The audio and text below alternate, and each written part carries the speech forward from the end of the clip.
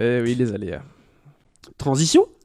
Bah écoute, passons à la suite. Hein. On va passer au dernier film de la semaine. Il s'agit de Scandale Bombshell, film qui parle de MeToo, qui parle du scandale au sein même de la Fox. Et je propose qu'on commence par la bande-annonce.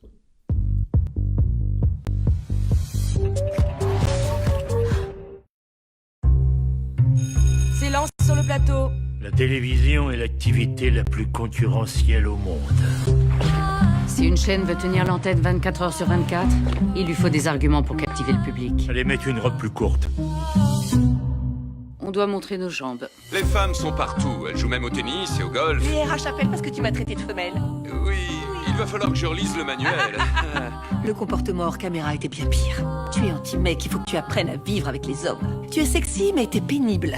Regardez, j'en ai toute une liste. Vous croyez que d'autres femmes vous suivront? Je veux vous convaincre que je suis faite pour être à l'antenne, Monsieur Hales. Je pourrais être un atout phénoménal sur votre chaîne. Je pourrais faire en sorte que vous deveniez un élément phare de notre groupe.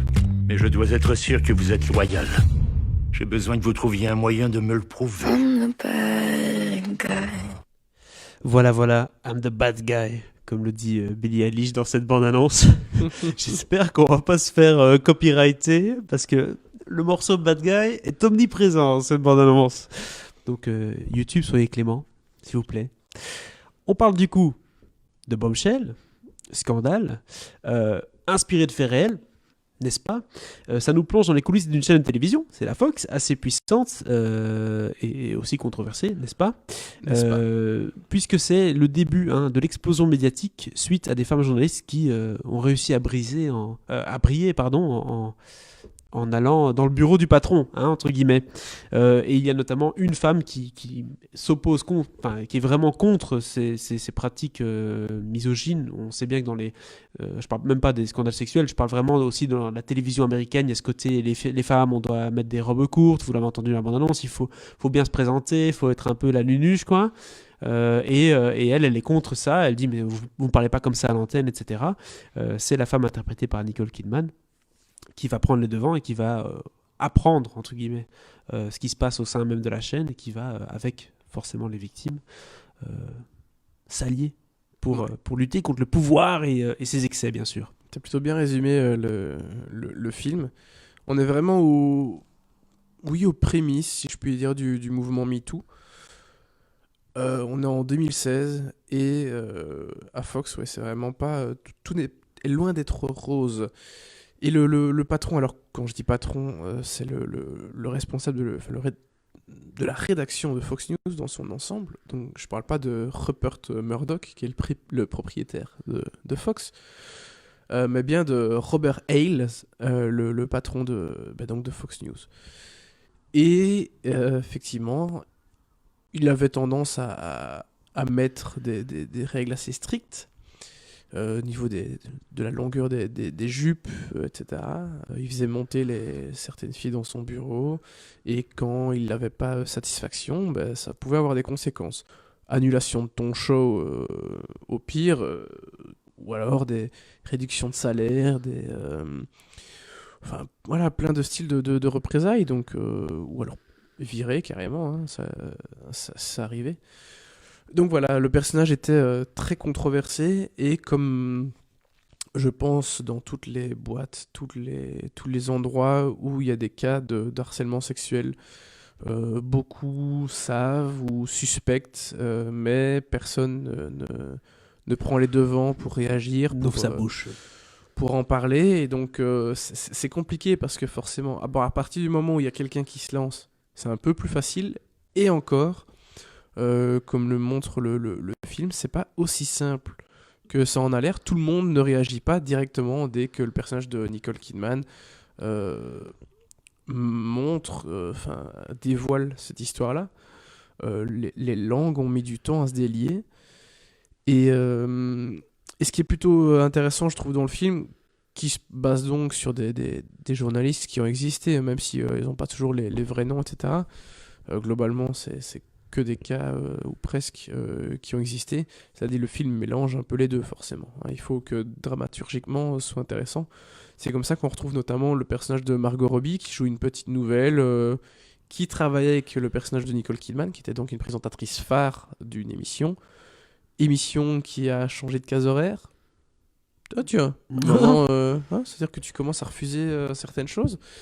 Et donc, le personnage de Margot Robbie, la petite jeune, bah, elle est passée d'assistante à une émission, à peut-être un rôle un peu plus important, etc.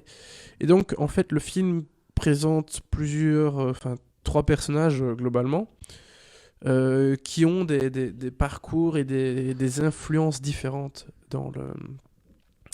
chez Fox. Ce qui rend donc le film plutôt intéressant, parce que voilà, à partir du moment où tu as des profils différents et que tu as quand même des situations qui peuvent être similaires, ben, c'est assez intéressant de voir comment chacun, et chacune en l'occurrence, réagit et comment chacune vit avec cette situation. Donc voilà, le personnage joué par Nicole Kidman déclenche un mouvement au sein de l'entreprise, qui va engendrer plusieurs conséquences évidemment, et ça c'est ce qu'il faut découvrir dans le film. D'accord. Est-ce que tu considères que c'est le film de Nicole Kidman ou que c'est un casting d'ensemble et que les trois femmes jouent et échangent la donne, quoi? Oui, elles sont toutes relativement sur un pied d'égalité, je dirais, que ce soit Nicole Kidman, Charlize Theron ou Margot Robbie. Charlize Theron qui est absolument méconnaissable. Quand tu vois une photo d'elle dans le film, si tu sais pas que c'est elle, c'est assez compliqué de deviner, parce que vraiment, je sais pas ce qu'ils lui ont fait au niveau du maquillage, sans doute un peu de prothèses, etc. Ouais. Ils l'ont pas mal changé quand même, hein. Ce qui est incroyable aussi, c'est quand on voit les trois femmes alignées, pardon. Et il y a une ressemblance qui est dingue, quoi. On a l'impression qu'ils ont choisi les journalistes sous un type, et voilà, quoi. Bah là, c'est le stéréotype de la blonde, la grande blonde. Peut-être aux yeux bleus, mais je t'avoue que je ne connais pas la couleur des yeux de toutes. Mais il y a pas que ça, hein. Après, quand tu vois le reste du film, tu vois qu'il y a des brunes. Enfin, je veux dire, c'est les femmes, point. C'est pas que les grandes belles blondes. D'accord. Mais très clairement, pour les présentatrices et les journalistes qui apparaissent à l'antenne, il faut être joli. Ok. C'est aussi simple que ça. Très bien. Donc on est devant un film de scandale. Est-ce que c'est un peu comme Spotlight, où il y a un dossier qui va se monter jusqu'à la grande révélation? Oui. Ou c'est ça, ok. Oui, on est là-dedans. Après, maintenant, c'est pas un spoiler. Roger Ailes a quand même été viré de Fox suite à ça. Mhm. Il a touché de belles indemnités, faut pas aller le plaindre. Il était bien viré. Mais il était de notoriété publique que certaines personnes dans l'entreprise, dont un journaliste vedette aussi, Bill O'Reilly, sur un nom que vous avez sans doute déjà entendu, notamment parce qu'il a aussi été viré par la suite. Mais voilà, Bill O'Reilly, c'était vraiment de notoriété publique qu'il avait tendance à harceler ses collègues, etc. Donc, et puis bon, en plus c'était un hyper conservateur, etc. Donc déjà politiquement c'était aussi assez, c'était pas évident. Donc voilà, le Gaillard était connu pour plusieurs choses, et rarement des choses très belles. Bon, je propose que je crois qu'on a fait le tour, à part si tu veux encore parler de certaines performances ou du travail de Jay Roach.